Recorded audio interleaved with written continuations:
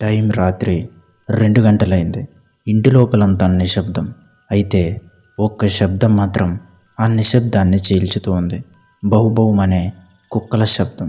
ఆ కుక్క ఒక మూల వైపు చూస్తూ అరుస్తుంది. కానీ అక్కడేమీ లేదు. కానీ ఆ రాత్రి తర్వాత ఆ కుక్క అరవడం ఆపేసింది. మరుసటి రోజు ఉదయం దాని శరీరం అక్కడే పడిపోయింది, కళ్ళు లేని శవంగా.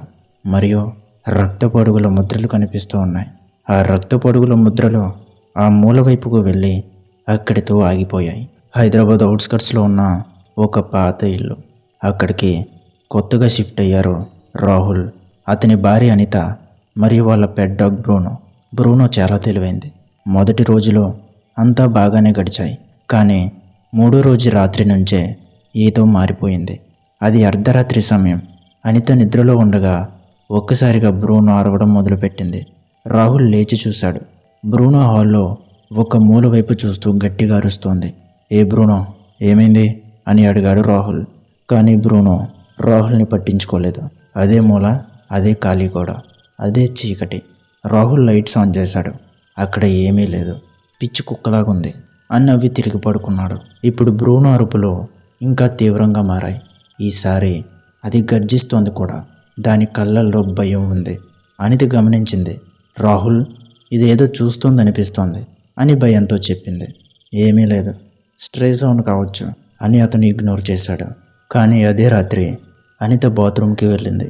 తిరిగి వస్తుంటే హాల్లోకి ఒక వైపు చూసింది. అప్పుడు ఆమె గుండె ఆగిపోయేలా అయింది. బ్రూనో అదే మూల ముందు కూర్చుని ఉంది. కానీ అది ఒంటరిగా లేదు. ఆ మూలలో ఏదో ఒక ఆకారం చీకట్లో నిలబడి ఉంది. అది మనిషిలా ఉంది, కానీ పూర్తిగా కాదు. దాని శరీరం పొడవుగా ఉంది. చేతులు నేల వరకు వచ్చాయి. ముఖం కనిపించట్లేదు, కానీ 2 ఎర్రటి కళ్ళు మాత్రం స్పష్టంగా మెరుస్తున్నాయి. అవి బ్రూనో వైపు చూస్తున్నాయి. అనిత కేక వేయబోతుండగా ఆ ఆకారం ఆమె వైపు నెమ్మదిగా తల తిప్పింది. ఆ రాత్రి రాహుల్ లేచేసరికి అనిత నేలపై కూర్చుని ఉంది. కళ్ళల్లో నీళ్లు. ఇక్కడెవరో ఉన్నారు అని కంపించుతూ చెప్పింది.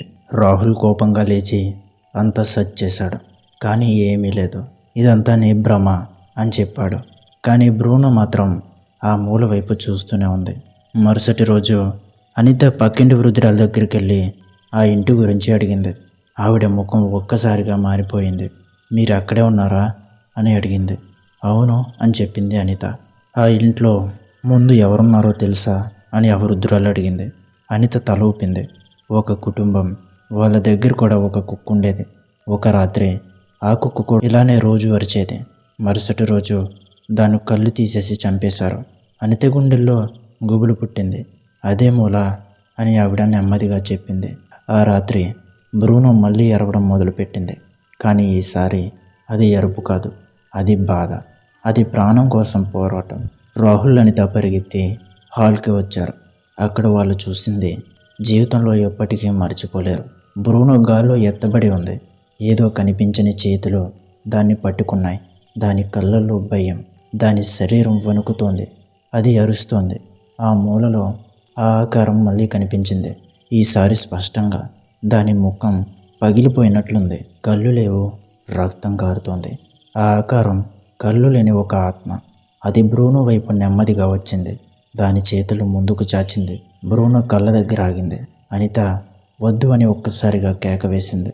ఆ ఆకారం ఒక్కసారిగా ఆమె వైపు చూసింది. ఆమె గుండె చీలిపోయేలా అయింది. అది ఒక్కసారిగా కనిపించకుండా పోయింది. బ్రూనో నేలపై పడిపోయింది. బ్రూనో చనిపోయింది. దాని కళ్ళు లేవు.